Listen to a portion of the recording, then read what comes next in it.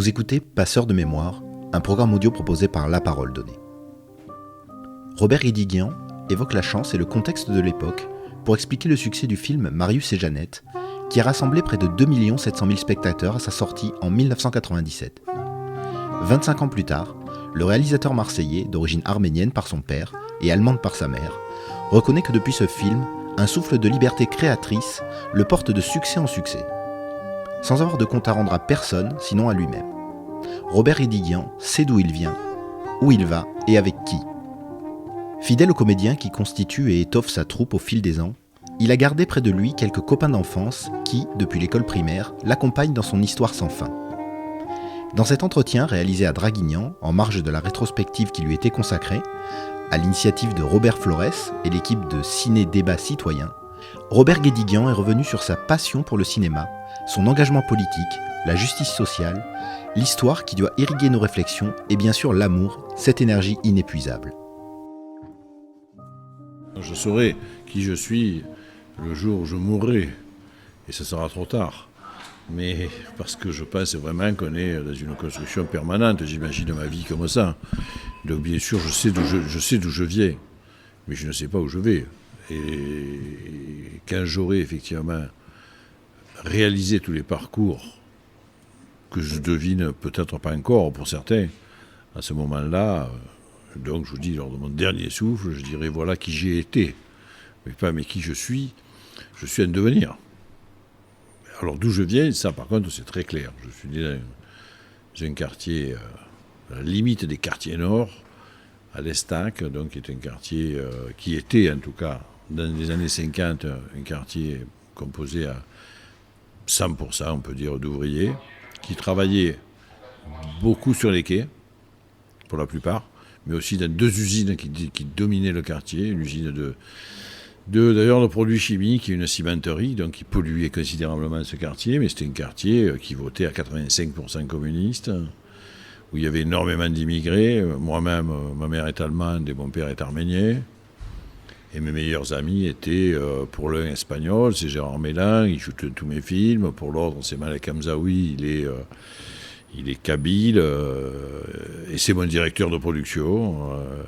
Donc voilà, avec tous mes amis d'enfance, avec tous mes amis, on a commencé à faire un film un jour comme ça, parce que ça s'est présenté à moi, le fait de faire du cinéma. J'ai sauté sur l'occasion, le train est passé. Il aurait pu en passer un autre. Je faisais des études de sociologie, de sciences économiques, d'histoire, enfin des sciences sociales, comme on dit. Et j'aurais probablement jamais fait de cinéma si le hasard n'était pas intervenu comme dans la rencontre avec ma femme, je dois dire peut-être aussi, parce que ma femme a voulu aller au Conservatoire de Paris, et elle a réussi à y entrer. Elle a passé le concours, elle a réussi, donc on est allé habiter à Paris. Et à Paris, j'ai rencontré effectivement un metteur en scène avec qui elle avait travaillé, qui m'a proposé, contre toute attente, d'écrire un scénario avec lui. Voilà. J'avais 22 ans. Je ne savais pas ce que c'était le scénario. Enfin, je savais qu'il y avait un texte à partir duquel il y avait des dialogues, etc., et à partir duquel un film se fabriquait, bien sûr. Mais je n'avais aucune idée de comment s'élaborer un scénario. Je n'avais jamais lu de scénario de ma vie. Je veux dire, bon, voilà. Donc j'ai accepté, bien sûr. C'est un film pour René Ferré, qui était à ce moment-là, qui avait été sélectionné à Cannes, qui avait eu le prix Jean Vigo. Donc c'était pour moi un cinéaste que je respectais. Donc j'étais surpris, flatté, curieux, excité. J'avais le trac aussi. J'ai dit, écoute, à tes risques et périls, moi je veux bien travailler avec toi. Et j'ai donc, en même temps que je terminais ma thèse, à l'école des études en sciences sociales, j'ai travaillé avec lui, chez lui, on allait écrire. Et le film existe, il s'appelle Fernand. Et ça n'a pas été un grand succès, mais c'était un film intéressant, une tentative en tout cas très intéressante. Et dès que j'ai commencé à écrire avec lui, par contre, au bout de on va dire, peut-être 2-3 jours, une semaine, je me suis dit que je ne pouvais pas écrire avec d'autres gens que pour moi, pardon. Voilà. que j'étais probablement trop égoïste pour ça, je ne sais pas. En tout cas, je dis là, je suis en train de livrer des histoires dans la mécanique même de l'écriture commune, collective.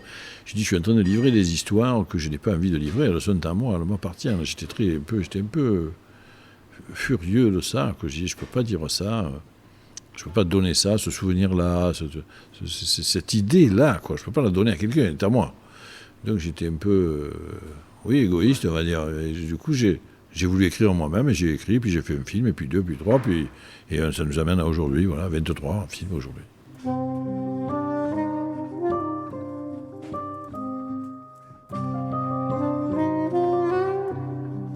J'ai écrit qu'un seul scénario avec quelqu'un d'autre, je n'ai jamais plus écrit avec quelqu'un.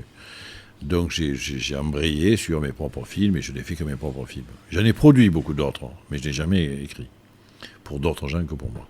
Par contre, il y a un élément qui a été déterminant, je le dis aujourd'hui, je ne l'ai pas mesuré à l'époque, mais c'est que j'ai eu un désaccord simultané à cette proposition de scénario, j'ai eu un désaccord très fort avec le Parti communiste français, qui rompait l'union de la gauche, en fait, en 1978. Donc, et là j'étais en désaccord, mais absolu. Voilà, je pense que c'est une faute historique, je continue à le penser d'ailleurs. Et maintenant que c'est de l'histoire, je crois qu'il y a pas mal de gens qui pensent que c'est une faute historique aujourd'hui. Mais ça a été d'ailleurs un grand moment d'hémorragie dans le parti. Beaucoup de gens ont quitté le Parti communiste. Moi, tous mes amis sont partis. Moi-même, je suis parti. Et comme j'étais quand même... ma vie universitaire, etc., était structurée autour de la question militante, quand même. Je faisais des sciences sociales. Donc je travaillais évidemment sur des questions sociales, économiques, historiques qui avaient à voir avec l'histoire du mouvement ouvrier. En fait, tout ça était très cohérent, très rond, très évident. Mais du coup, l'évidence a disparu. C'est-à-dire, je me trouvais, après, donc, quand même, j'avais commencé tôt, j'avais commencé en 68, à 14 ans. Donc j'avais 11 ans, 10, je ne sais plus, 10, 11 ans, 12 ans de parti, quoi, communiste. Donc j'étais désemparé, au sens strict du terme, bouleversé, désemparé, ne sachant plus quoi faire, puisque ma vie était absolument, je dirais, déterminée, y compris, vous savez, l'appartenance à un parti, une organisation, ça détermine aussi nos vies privées. Ariane, mon épouse, était elle aussi membre du parti. Gérard Mélin était membre du parti. On était tous membres du parti. Donc on a été tous secoués, quoi. C'est une secousse affective aussi. C'est pas qu'une secousse théorique. Et puis c'est une perspective de pouvoir, de conquête du pouvoir qui disparaît. Donc là, le cinéma est passé par là. On va dire, j'ai lâché le wagon du parti pour monter dans le wagon du cinéma. Voilà. Et de la même manière, parce que ça, après, c'est des traits psychologiques, on est comme on est tous. Voilà, moi, on peut dire que je suis certainement, je suis sûr aujourd'hui, absolument obsessionnel. Je veux faire que des choses à 100%, à plein temps. Voilà, je dis ça, c'est pas un jugement de valeur, mais je suis absolument pas un dilettante. J'aimerais peut-être être un dilettante. Je veux dire, j'ai beaucoup d'admiration pour des grands dilettantes, mais on ne se refait pas. Voilà, je suis un obsessionnel, fou furieux, maniaque, travailleur. Donc tout le temps que je passais à me préoccuper de théorie marxiste et à me préoccuper de l'action politique en France et dans le monde, je l'ai investi dans le cinéma. 25 ans après Marius et Jeannette, Robert Guédiguian se souvient du réalisateur qu'il était avant cet immense succès, qui ne lui a jamais fait oublier pourquoi il a décidé un jour de faire du cinéma. En termes de recherche, on va dire, formelle. Et ce que j'appelle la recherche formelle, c'est évidemment une recherche qui est liée pour moi, à ce que l'on veut dire. Je crois qu'au plus on a quelque chose à dire, au plus on recherche une forme pour le dire. Contrairement à l'idée répandue, où les seules formes seraient des formes, c'est l'art pour l'art, des formes inutiles. Voilà, je pense le contraire. Je crois que les grands formalistes sont des grands penseurs. Enfin, je ne dis pas ça pour moi, je dis ça pour des gens dans l'histoire du cinéma. D'Eisenstein à Pasolini, en passant par Godard. Les gens qui inventent des formes sont des gens qui ont des choses à dire, sont des gens qui pensent, sont des intellectuels, ne sont pas des artistes éthérés dans leur tour d'ivoire. Voilà. Donc, de ce point de vue, si vous voulez, le succès n'a rien changé pour moi. Je cherchais avant, j'ai cherché après. Je cherche encore aujourd'hui. Mon dernier film, Et à nouveau, une recherche formelle particulière. Voilà. Je cherche à dire le mieux possible ce que je veux dire. Voilà. Donc je cherche tout le temps, et ça n'a pas bougé. Ce qui a bougé, par contre, évidemment, mais de manière, alors là, absolue, c'est que je suis devenu d'un cinéaste vaguement reconnu par une partie de la critique, quand même, j'existais, et quelques festivals, la quinzaine des réalisateurs, enfin, donc déjà un petit peu à Cannes, des choses comme ça. Mais de cette existence, quand même, dans une semi-obscurité, je suis passé en pleine lumière et puis en plein succès commercial. Commercial, je dis bien, c'est-à-dire je suis un auteur qui est passé dans le grand commerce. Puisqu'on a fait 2 700 000 entrées, que le film s'est vendu dans le monde entier, que ça a été un succès dans le monde entier, et que après ça a continué. C'est-à-dire, ce qui est dingue, c'est que ça a continué, surtout de mes autres expériences, il faut en fonctionner, parce que pour l'instant, tous mes films fonctionnent plus ou moins bien, mais même quand ça ne fonctionne pas très bien, c'est quand même, il y a une base, il y a un socle, un plancher, comme on pourrait dire, voilà, qui est quand même, qui est haut, hein. Donc, depuis Marius et Jeannette, le public ne m'a jamais lâché, et bien sûr, une partie s'est reconstituée, parce que ça commence à être vieux, Marius. Mais les gens qui ont vu Marius continuent à voir mes films, donc ils me suivent. Et puis, il y a eu, je sais pas, leurs enfants, quoi, il y a eu des nouveaux arrivants, etc., tout ça. Donc, je suis très... Je dis bien, alors là, vraiment, je ne tire aucune prétention de ça. Je dis avec beaucoup d'humilité, je suis de la chance. Ah oui, c'est une chance. De rencontrer le public à ce niveau-là, c'est une chance. Il y a une chance, après il y a des éléments historiques, etc. Mais je n'ai pas fait exprès. On peut pas calculer pour faire un film qui va cartonner de cette manière-là, c'est pas vrai. Donc j'ai fait ce que je devais faire. Marius et Jeannette, pour moi, c'est un film d'agite-propre, c'est un film de très tôt, donc c'est un film très simple, très modeste, très vite fait. Pourquoi ça a fait un succès comme ça mondial? Je veux dire, bon, c'est des raisons historiques et sociologiques. C'est une coïncidence avec l'époque. C'est pas que je veux dire, donc je ne peux même pas m'en approprier quelque chose de calculé, d'élaboré, voilà. Mais on le sentait parce qu'on voyait les réactions des autres, pas nos réactions. Les réactions du public, du premier public qui voyait le film, qui délirait. Quand on a des idées arrêtées, comme je viens de l'écrire d'ailleurs, donc comme chez moi, je pense que ça n'affecte pas du tout, au contraire. Je trouve que c'est superbe, parce qu'on se dit, tiens, j'ai enfin les moyens de continuer à faire exactement ce que je veux, sans rendre de compte à personne. Et quand je n'avais pas d'argent, je rendais déjà des comptes à personne. Mais alors avec de l'argent, j'aurais encore moins de comptes aux gens. Je fais absolument ce que je veux depuis toujours. Et donc ça, c'est une liberté quand même absolue qui m'a permis de faire autant de films que ça, aussi souvent que ça, et sans contrainte, et dans des bonnes conditions. Avant, je faisais des films dans des conditions, évidemment, de salaire, d'hébergement, difficiles. On était tous ensemble, une bande, on faisait tous l'effort. Bon, maintenant, on travaille quand même dans un confort certain, hein, bien sûr.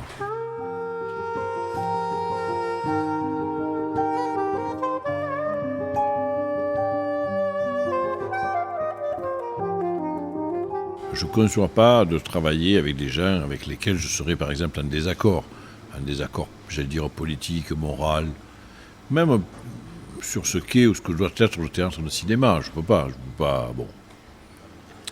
Même s'il y a des gens que j'aime beaucoup, par ailleurs, j'aime leur talent, etc. Mais éventuellement, si je n'aime pas ce qu'ils pensent, je ne peux pas travailler avec eux, voilà. Donc je ne peux travailler qu'avec, j'allais dire, des gens très, très, très, très proches. On va dire, c'est des affinités électives, hein, comme on disait Goethe. Il faut que je travaille avec des gens dont je sais qu'ils pensent la même chose que moi. Même s'ils ont aujourd'hui parfois 30 ans ou 40 ans de moins que moi, j'ai une conception de ce métier-là et de la nécessité de faire un cinéma concerné, engagé, de certains rapports au public, d'un certain respect dans le travail, d'un certain respect des autres, des gens avec qui on travaille. Voilà.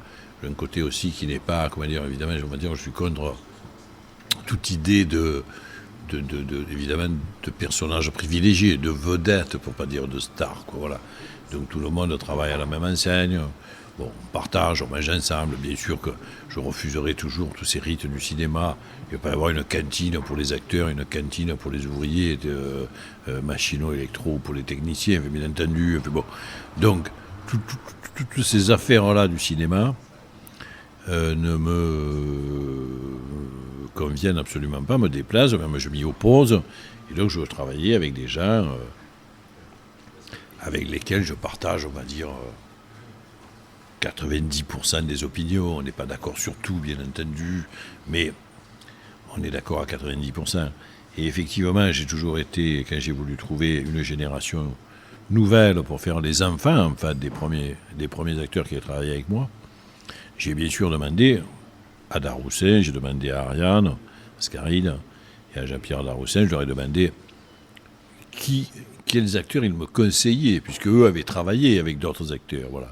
Et que j'aimais bien, bien sûr. Par exemple, j'aimais bien Robinson Stevenet, mais en plus de ça, Jean-Pierre Daroussin et Ariane m'ont dit écoute, il est formidable dans la vie, quoi. Voilà, rencontre-le. C'est-à-dire, en plus de ça, eux m'ont dit oui, c'est bien, c'est une bonne idée, mais voilà. Nous, on a travaillé avec lui, c'est pas un emmerdeur, voilà. Il est bosseur, il arrive le texte dessus tous les matins, tout va bien, il s'en fout des conditions, enfin, tout se discute, on est, voilà. Voilà, pareil pour Grégoire, pareil pour Anaïs, enfin bon. Donc, ils ont été cooptés un peu par les anciens acteurs, ce qui, effectivement, fait un peu troupe, bien sûr. Et je trouve ça, j'aime bien aussi, puisque, évidemment, vous voyez, de toute façon, dépendamment de tout discours très théorique, ça rejoint comme ça ma formation initiale et mon rapport, je vais dire, historique collectif. Je suis né en bande, en tribu, en groupe, je mourrai en groupe. Voilà, je n'ai aucune envie de vivre seul.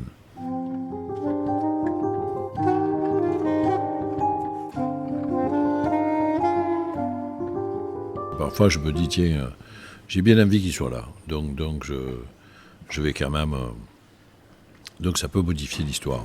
Parce que je peux me dire, tiens, mais si je ne mets pas un fils au personnage que va jouer Gérard Mélin, probablement, je ne vais pas embaucher Robinson, alors, pour le film. Et ça me gêne. Donc je vais éventuellement inventer un personnage de fils, et donc le développer, alors que si je n'avais pas l'acteur, peut-être qu'il n'aurait pas de fils. Voilà, Gérard Mélin. Mais là, par exemple, je suis en train d'écrire un truc, je ne sais pas ce que va faire, ce que fera Gérard ou ce que fera Jean-Pierre. Enfin, j'ai deux personnages masculins de cet âge-là, je ne sais pas lequel fera l'un, lequel fera l'autre. Je vais voir au fur et à mesure de l'écriture. C'est-à-dire que j'écris pas pour ce que je sais qu'ils savent faire. J'écris pour des personnages de cet âge-là, mais en me disant qu'ils savent tout faire, qu'ils peuvent tout faire, qu'ils peuvent tout jouer.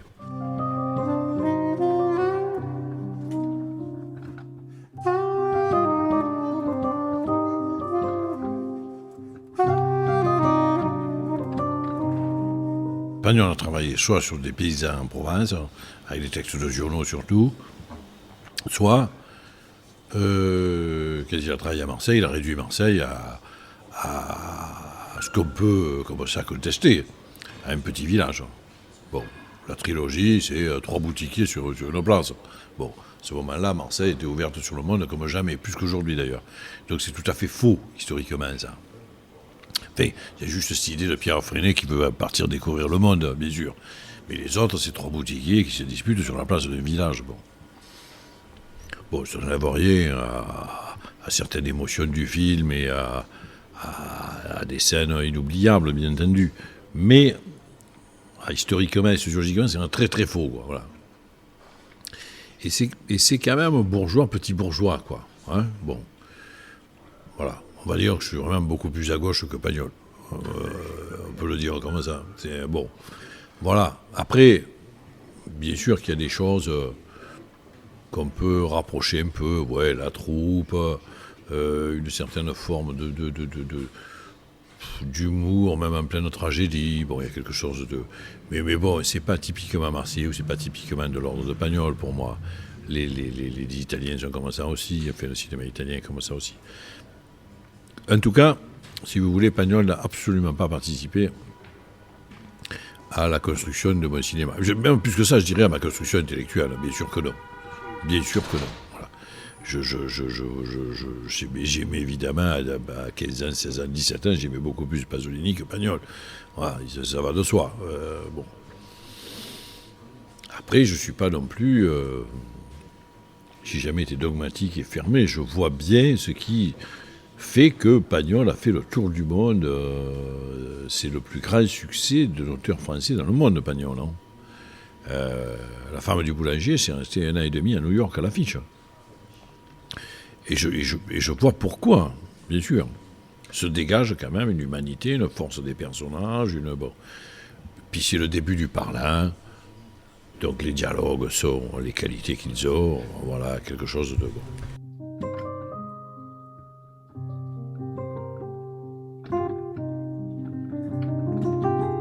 La classe ouvrière dans tous les pays occidentaux a disparu.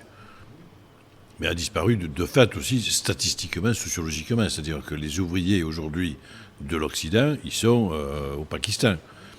Bon, la mondialisation, c'est aussi ça. En 30 ans, je veux dire, donc tout ce qui était ouvrier ici est devenu ouvrier là-bas. Voilà. Donc ça s'est absolument délocalisé. Il reste des pauvres gens, beaucoup. Mais ce ne sont... Les pauvres gens d'aujourd'hui, ils travaillent sur des plateformes de services, ils sont au SMIC. D'ailleurs, donc c'est vraiment des pauvres gens, mais ils mettent également les chemises blanches. Ils mettent les chemises blanches, évidemment, qu'ils achètent dans des grandes surfaces, qui ne valent rien, bon, et qu'il faut jeter au bout de 2 lavages. Mais c'est quand même des chemises blanches. Ils ne mettent plus des bleus de travail, ils n'ont pas les mains pleines de graisse, ils ne sont pas costauds parce qu'ils soulèvent des poids, ils ne travaillent plus dans l'industrie de fabrication de machines à outils, ou de que sais-je encore, ou de charbonnage, ou les mineurs, ou même les dockers, il y a des engins de levage aujourd'hui, voilà. Ils ne prennent plus les sacs avec des crochets pour les porter sur leur dos, enfin tout ça. Bon. C'est une évolution du monde qui touche Marseille, mais qui touche le monde entier. Marius, oui, parce que Marius, par exemple, Marius, c'est un personnage, je trouve, il a du Marseillais dans ses caractéristiques. C'est-à-dire que c'est un filou. Voilà, donc il ne trouve pas de boulot, il se démerde, il triche pour se faire embaucher, il fait semblant de boiter. Bon, c'est quand même, voilà, ça pour moi, c'est peut-être un trait rigolo du Marseillais. Bon, on dit que les Marseillais sont débrouillards. Voilà, bon. Est-ce que c'est vrai? Pas faut toujours se méfier de toutes ces caractéristiques-là. Mais je crois que c'est vrai, il y a un petit côté comme ça. Ils se débrouillent. Voilà. Ils trouvent une astuce, une combine gentille d'ailleurs, évidemment. C'est pas... Il n'y a pas de mal à ça. Mais enfin, ils resquillent un peu, quoi. Voilà, bon, un truc un petit peu comme ça. Bon enfant, de manière bon enfant, il est un peu délinquant, quoi. Hein, voilà. C'est dans ce sens-là qu'il est Marseillais, moi, je trouve.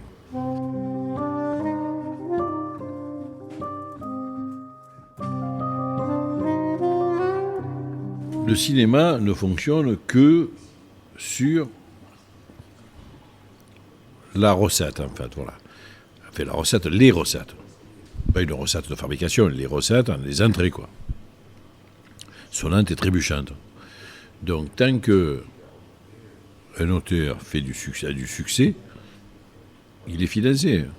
Quoi qu'il dise, quoi qu'il fasse, il peut dire des choses tout à fait contraires au régime établi, enfin, dans nos pays, dans les démocraties, ce qu'on appelle les démocraties occidentales, dans nos pays, en tout cas. Il n'y a aucune censure de l'ordre des idées.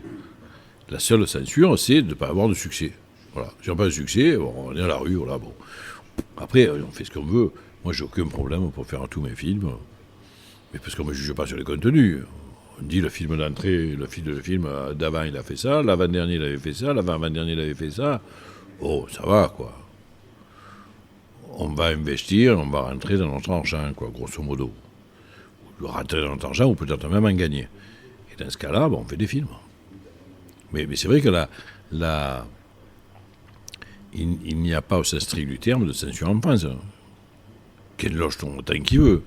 Moretti tourne autant qu'il veut. Kaurismäki tourne autant qu'il veut. Moi, je tourne autant que je veux. Les Ardennes tournent autant qu'ils veulent. Il n'y a aucun souci avec ça. Parce que notre cinéma est rentable. C'est tout. L'Arménie est un héritage transmis à Robert Guédiguian par ses aïeux. Aujourd'hui, le réalisateur marseillais s'est engagé avec d'autres personnalités de la diaspora arménienne dans une campagne de collecte de fonds pour éviter que l'Arménie sombre dans l'oubli et disparaisse. Aider l'Arménie aujourd'hui, c'est effectivement, il faut deux choses en fait. Il faut rendre de plus en plus public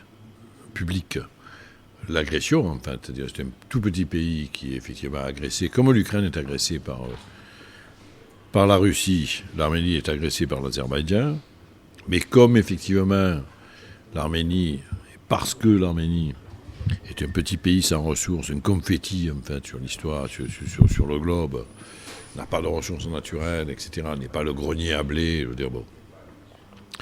Qu'est l'Ukraine, évidemment, elle est beaucoup moins défendue. Mais il faudrait tout simplement, je dirais ça, il faudrait défendre l'intégrité territoriale de l'Arménie comme on défend l'intégrité territoriale de l'Ukraine. C'est exactement le même problème. Voilà.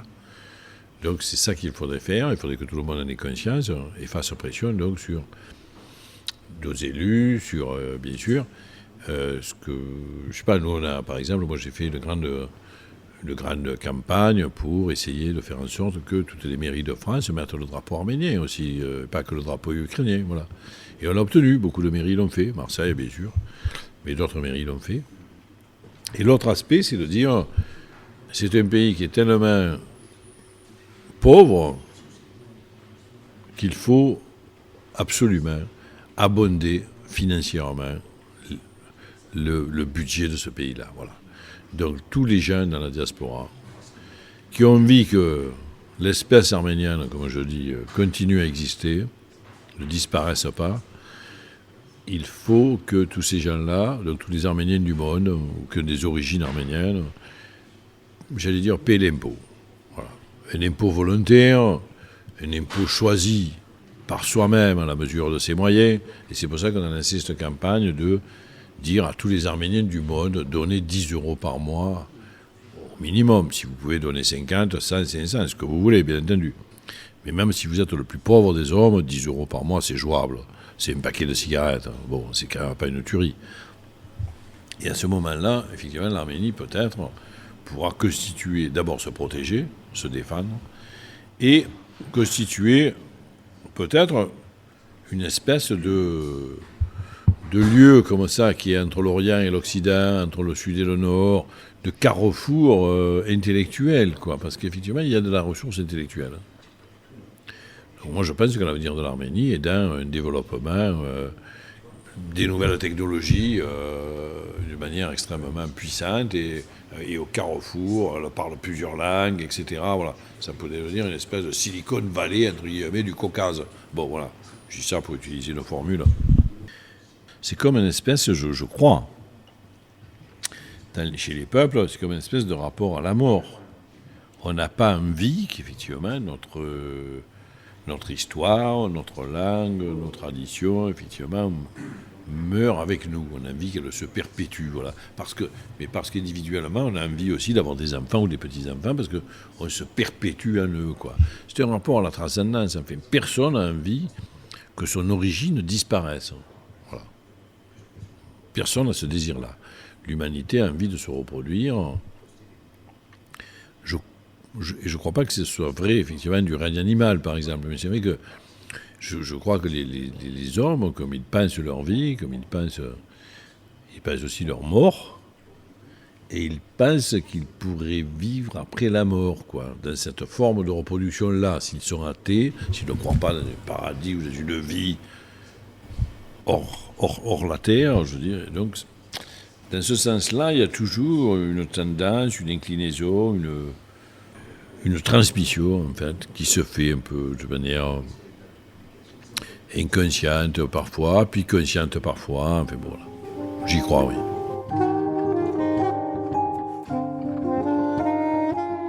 Merci d'avoir écouté cet épisode de La Parole Donnée.